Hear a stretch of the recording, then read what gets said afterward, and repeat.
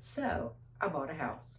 Yep, I did exactly what you guys do, what I take clients to do every day. I bought a house. Well, it's really an investment, but we'll get to that. But the point is, I became the client and I bought a house. So as I went through that process, there were lessons that came to the forefront that I thought were good to remind you guys of. There were lessons for buyers and lessons for sellers in my home purchase. And that's what this video is about today. Lessons for sellers from my most recent purchase. I also did a video on lessons for buyers, and you can watch that. I'll link it in the video too.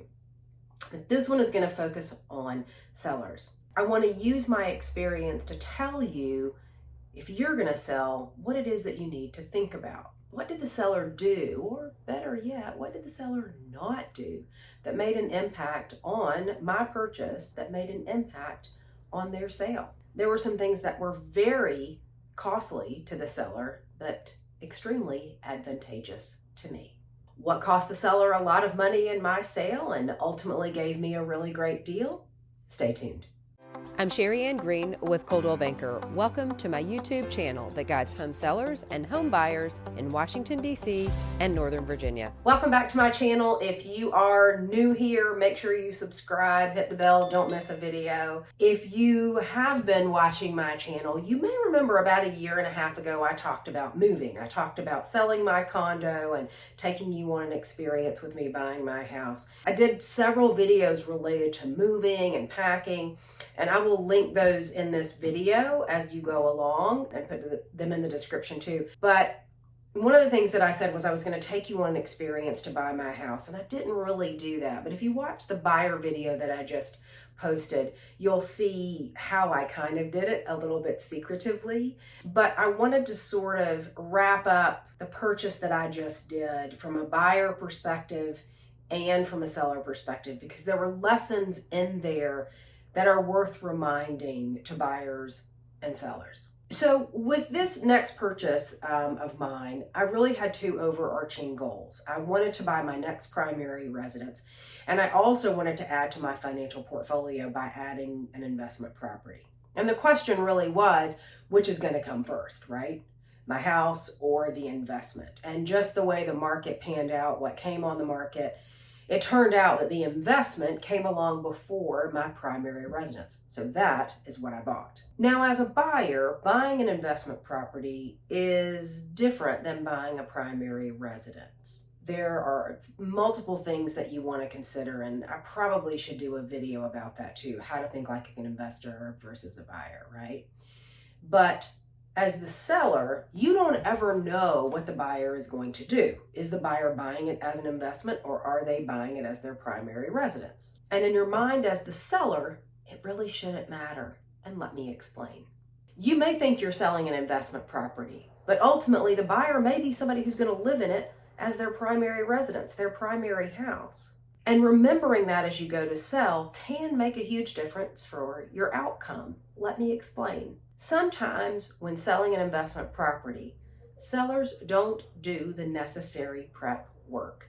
If you're in that mindset that an investor is going to buy it, you may not be thinking in terms of selling it to someone who's going to live there. You may just put it on the market and hope that it sells. Oh, some buyer's going to come along who's an investor and they'll buy it and they'll take care of it. And that may not be what happens. You may think the investor's going to come in, buy it, fix it up, or just simply turn around and rent it right away. So you may not want to do or think you need to do any prep to get the house ready. But oh my goodness, would you be wrong? Yes, you would be wrong. You always want to think in terms of selling to an end user. You always want to think in terms of somebody's going to buy my house and I want them to love it. Why? You want them to emotionally fall in love with the house. Now, yes, day-to-day investors, they don't ever emotionally fall in love with a house. But you could have somebody like me. I'm not a day-to-day investor. But when I buy an investment property, I want to love it because I own it. I have to take care of it. I have to maintain it. I have to rent it. And I want to know that it is something that I am proud of and that I like and that was a good investment.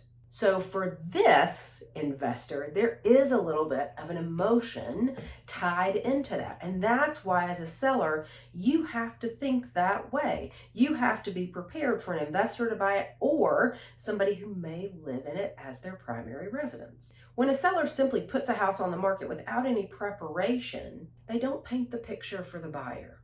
They don't tell the story of the house to the buyer. And ultimately, that hurts their sale. In my case, I don't know what the seller was thinking. I don't know if they thought an investor would buy it or thought that somebody would buy it as their primary residence. But what I do know is that when they initially priced the home, the minute they put it on the market, they priced it as if someone was going to emotionally fall in love with it, buy it, and pay top dollar for it. It was priced at the top of the market for what this house is and could be. But the prep done to this house before it went on the market was seemingly nothing. So it lent itself to be as if the possibility, the reality, was that an investor was going to buy it. It was priced as what a primary residence purchaser might pay when they emotionally fall in love with the house. But it was presented in a way that an investor would want to buy it, but they certainly wouldn't want to pay that price. If as a seller, you don't get into the emotions of why somebody is buying a house and you don't position it in that way, you can miss the mark. If as a seller, you go into the market with your product, with your house, thinking an investor is going to buy this, fix it up, turn around and rent it, and you don't prep it accordingly, you can miss the mark. So how do you paint the picture for a buyer? How do you create that emotional opportunity for them to make you the best offer that they can? I have 3 takeaways from my recent purchase that I think will help. You have to prep the house properly, you have to present the house properly, and ultimately you have to price the house properly. Let's start with prep.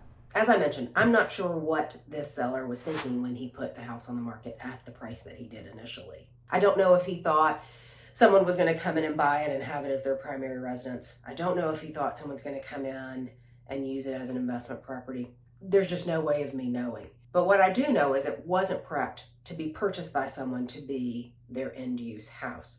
It wasn't prepped to match the price that it was put at. Even as an investor, without the prep on the house done, which they may or may not care about, the price that they had it at didn't match. It didn't match what an investor would pay for this house because by the time that they did the work and the time, the price point didn't equal out to what they were getting. No one was going to pay that initial price for this house the way that it was prepped, the way that it was fixed up or not fixed up before it was put on the market. There were broken tiles in the kitchen, extremely dirty air registers and returns, wildly dirty, smelly carpet, appliances that didn't function properly, and there were trash cans and recycling bins full of stinky, smelly trash. There were other things as well. But these are some of the easier things that start to paint a picture in your mind of what I'm talking about. Prepping a property for sale can make a world of difference to your buyer. Prepping a property for sale shows the buyer that someone cares, shows the buyer that someone's been maintaining this house, shows the buyer that someone has been doing the proper upkeep of this house. If you don't do that, the first thing a buyer often thinks is, what else am I going to find? I found this, that, and that. Now what?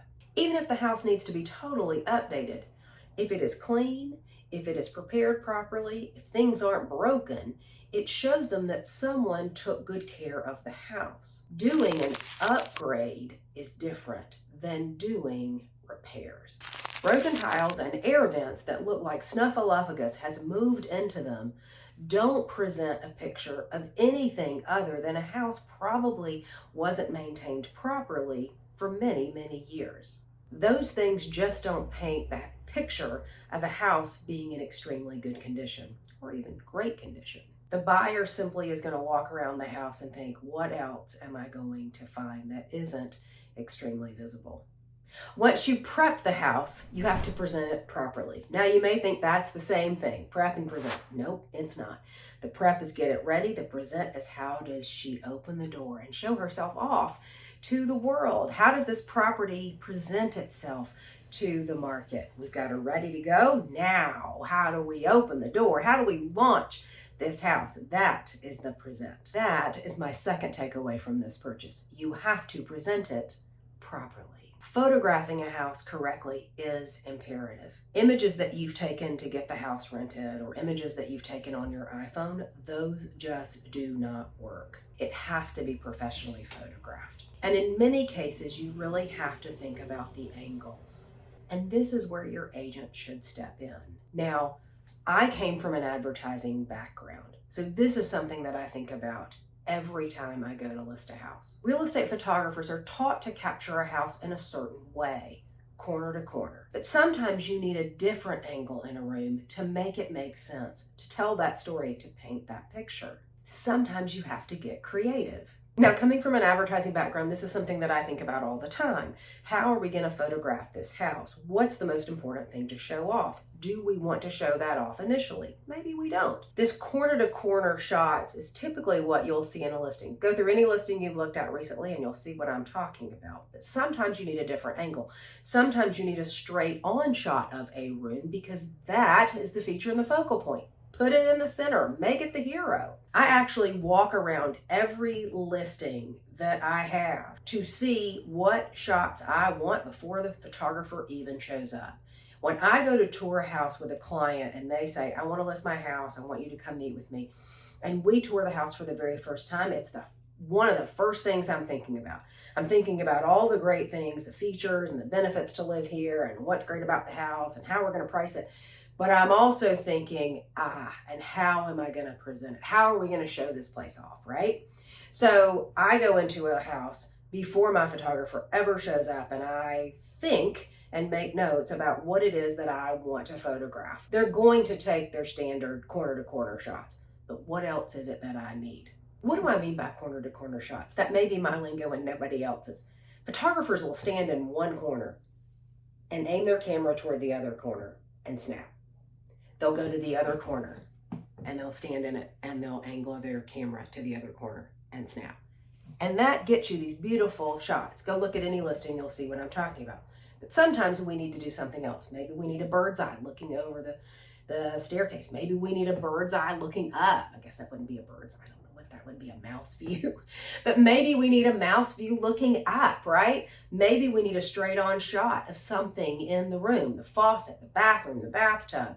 Whatever it may be, we have to get creative to show the house, to tell the story that we are trying to tell. Here's a great example. So this image right here is one of my absolute favorites from a listing that I had.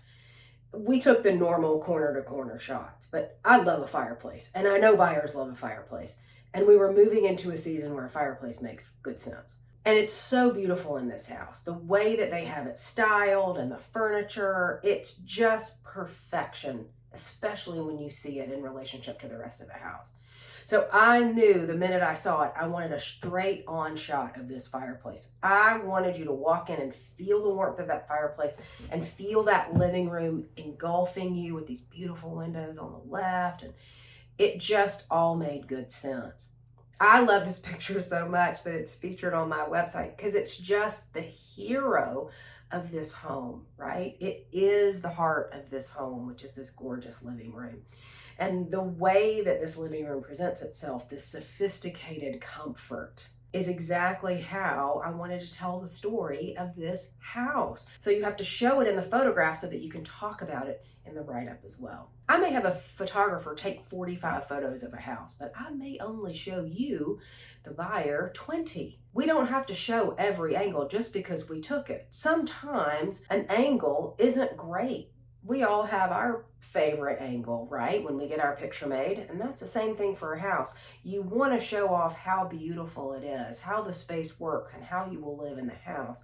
You don't necessarily want to show off the dirty corner or the dirty garage or the dirty tool shed, whatever it may be. And when you put a listing online, you have to grab the viewer with the 3 to 5 best shots that you have, right?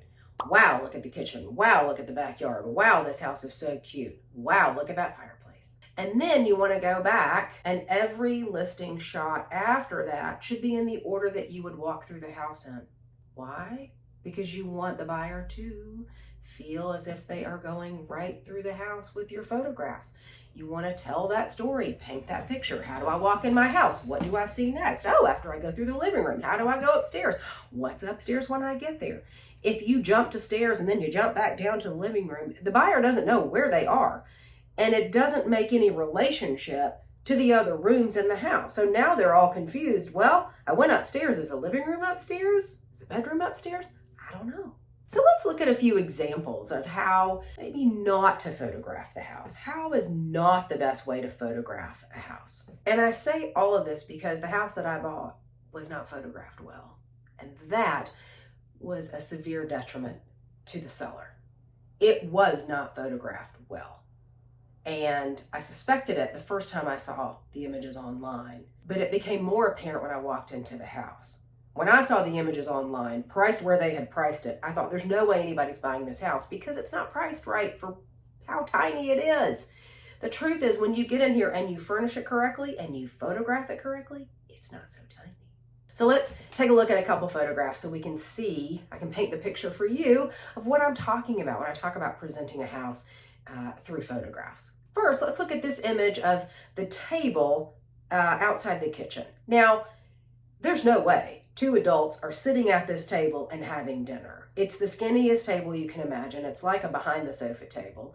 There's no way plates, cups, flatware, and 2 adults are sliding under that table, even if they've slid 2 chairs under there. And nobody's sitting there with a fire in the fireplace because that's just not going to work either. So now you start to wonder, well, does the fireplace work? And why do we have this large fireplace in this space if we're never going to use it? It's just taking up a lot of room.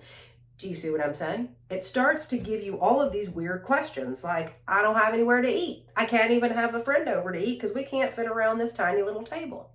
So what do?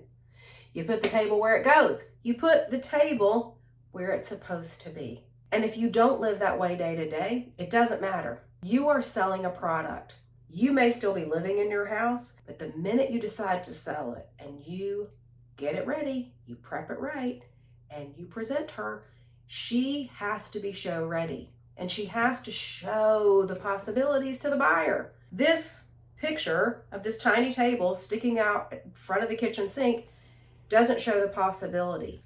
This shows you the possibility to have a beautiful table space for dining. There's 2 people, you can easily pull a 3rd up, you can pull the table out and put in a 4th.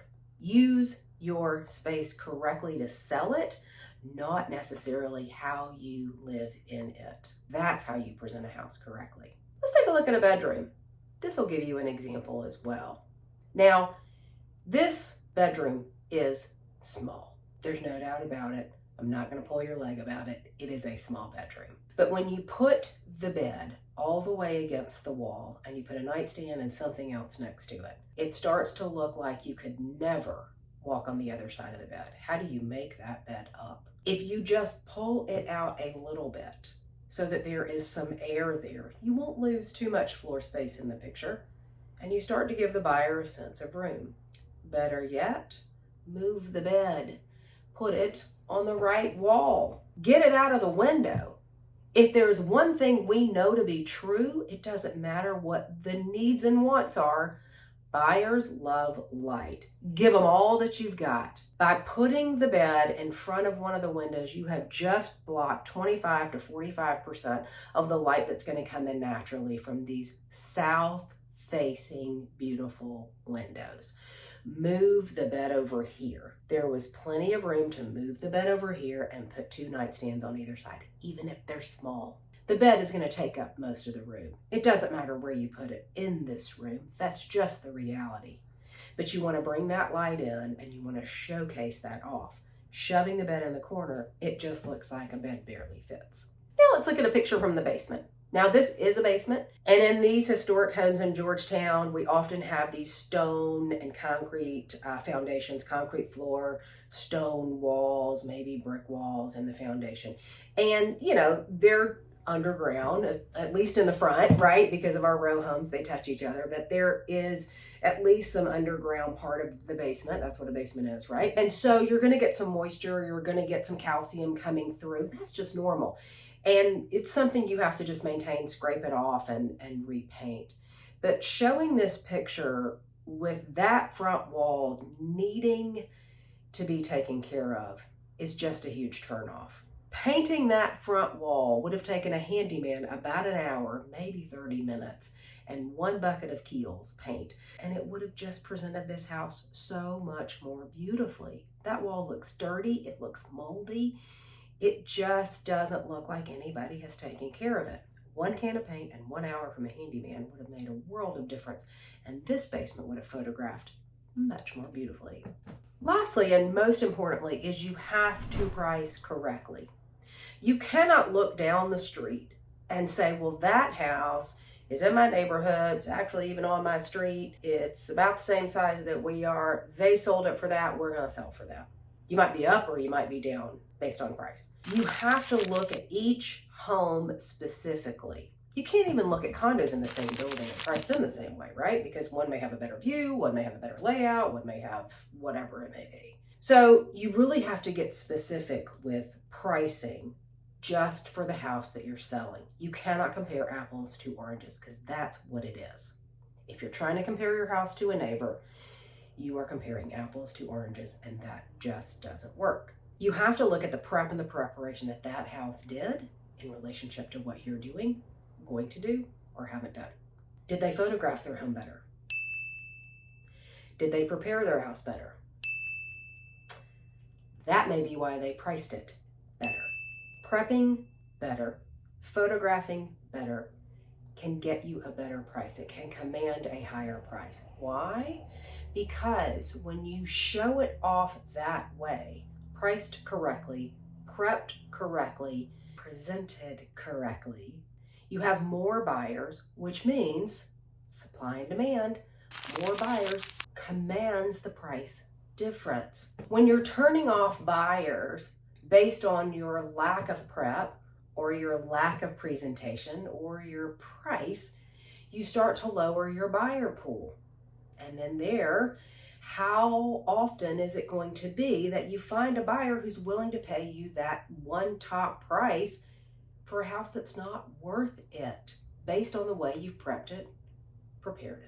When a buyer walks into a house and starts to see broken tiles, dirty air vents, smelly trash, they start to take away money right away. They're looking at your sales price, or they're thinking about it in their mind, and they're thinking, okay, I've got to do this, I've got to do that, I've got to do this. Because you haven't priced it correctly, they have to make up the difference in what they present to you as a price or credits or whatever it is that they may be to get to the bottom line, right? It may be an immediate reduction in the price that they offer you. It could be that they offer you a price and then they want seller credits because they're going to use those credits to fix what didn't get done in the prep. Or it could be that they hold on to those things, look for others in the home inspection, and then come back to you with a request, which is more than you think it should be, because they're looking to pay for the things that should have been done. Buyers should never nickel and dime you over design choices. But broken tiles and dirty air vents and smelly trash, maybe not the smelly trash. But my point is, the things that are broken, don't work, and don't function, yes, a buyer is going to ask you for those things if you've priced it as if they all are in great working order. Essentially, the buyer is going to charge you for what you didn't do. Now, you may be thinking, charge me, it's fine. Take it off the top, I've priced it really high, let's give some wiggle room for the buyer to come down. That is one of my most frustrating phrases, because a lot of buyers don't like to wiggle. They don't know how far you're willing to wiggle, and they don't want to do it. So, but that may be what you're thinking. Let's put it here and then just charge me for it. I don't want to do it, I don't have time to do it, and let the buyer figure it out. But the problem is you, again, run into a smaller buyer pool with how many people are willing to do that, and how far are they willing to come down or think you're going to be willing to come down, right? Some buyers are going to be so turned off by the price point and what they see in the photographs that they're not even going to come in to look. They might have been your buyer if you had presented the house and told the story and painted the picture for them. So what did all of this add up to me for my purchase? You may remember at the beginning I said that these things that I'm pointing out and some other things were at a disadvantage to the seller but very advantageous to me. So how did all of this net out? The short answer is this. The net price that I paid was over $220,000 less than the seller initially put the house on the market for. And just important was the appraisal. My appraisal came in over $100,000 more than I paid for the house. That's right. I started day one, the minute I signed the papers to own this house. I was up $100,000 more than that in equity immediately. The house was worth more than I paid for it. But the way that the house was prepped and presented, that's not the way that the sale ended up happening. I wound up being the only buyer for this house, as far as I know. And I was determined to get it at a price that made sense, a price that reflected the prep, a price that reflected the presentation. I knew that I had a little diamond in the rough, but that was for me to know and for me to work on and make happen.